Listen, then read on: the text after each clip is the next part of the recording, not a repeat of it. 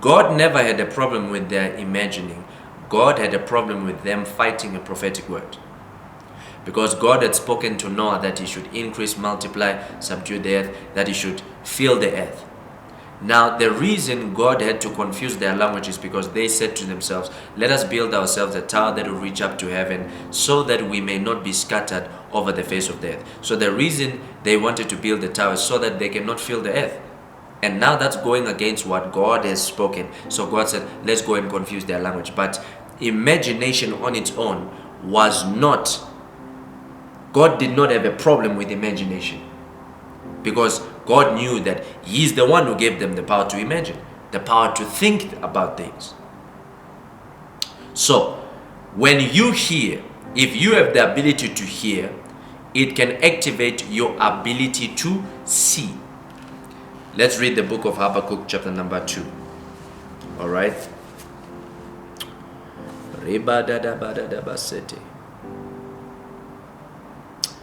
Habakkuk 2, verse 1. I will.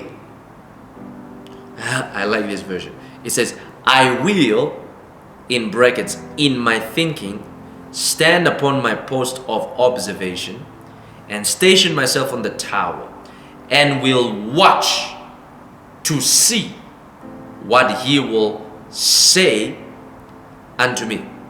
I will watch to see what He will say within me, and what answer I will make to the perplexities of my complaint against Him. I will watch to see what He will say. I will, please get this, I will watch, right, to see what He will say unto me. As I'm speaking right now, can you actually see my words coming out? Can you see, as I'm saying power, can you see P-O-W-E-R? Can you see power coming? No, you can't, right?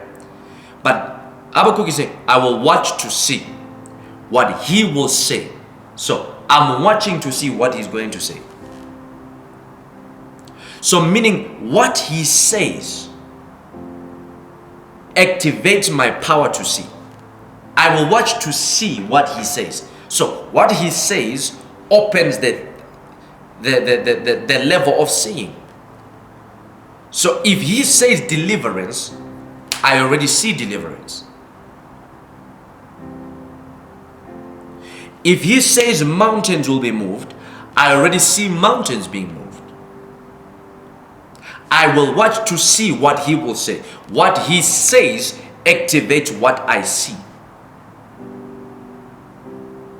Oh my God.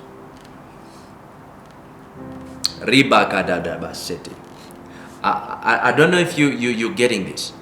So, there are different ways on how you can see. There is me seeing on the outside. For example, here comes a vision, like a screen, right? I see it like this, plain. Or I can see it like in the first level of the spiritual realm. I can see it being in sync with this world. Like I can see a person standing over there. Or I can see an object moving over there. But in the physical, it's not moving, but it's moving in the first level of the spiritual realm. But it has come to be one with this world. So I can see on the outside, I can see things moving. I can see things happening around me. That is in the first level of the spiritual realm. So I can see in that manner. Right? I can see in dreams. When I'm sleeping at night, I can have a dream, then I wake up. I can see in my conscious, where mostly when you have what I call a power nap. Have you ever had a power nap? Maybe you are watching TV, and as you are watching TV, then all of a sudden, it's like you fall asleep for 1 minute or for 30 seconds, and in that 30 seconds, you see a lot of things, but you don't remember what you saw. And then after 3 months, 4 months, here you are saying to yourself, This thing that is happening here, I've seen it before, but you don't remember when you saw it. It's what people now call deja vu. You've seen it before, but you don't remember when you saw it. You saw it in probably when you had a power nap, but you don't know that you saw it. But you remember when it's just about to take place. Now, then you can see in the spirit, or you can see in your mind. Do you know that when you imagine, you are seeing? There is me seeing on the outside, then there is me seeing on the inside. I want you to get this. There are people that see on the outside, and you have to understand this, and you have to be content with that, if that's how God has allowed you to see. Some people see on the outside, some people see on the inside. So if you are going to understand that, if maybe you are not a seer prophet, to see on the outside, you still can see, but seeing on the inside within yourself. So you can see from God, but you're seeing as if it's your imagination, but it's still part of seeing. Because when you hear, whatever you hear from God activates your power to see. So it's kind of like activating your imagination. When God says to you, I'm about to bless that person, and I'm going to bring a shift over that person's life. I'm going to bring a change in their finances. And already you begin to see visions playing in your mind.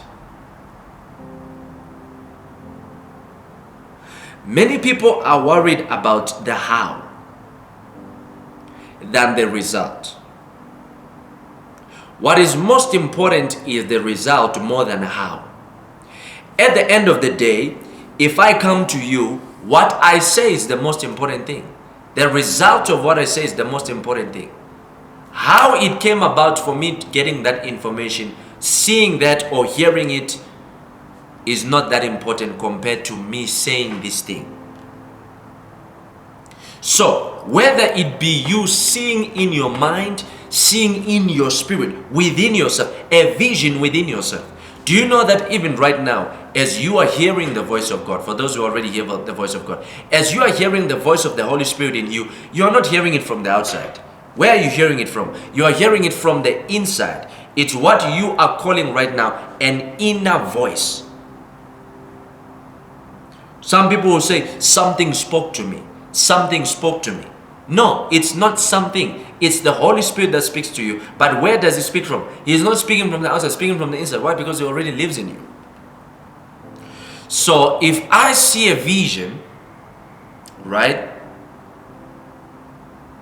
It's okay to me to see a vision within myself, inside of me, because the Holy Spirit already lives inside of me.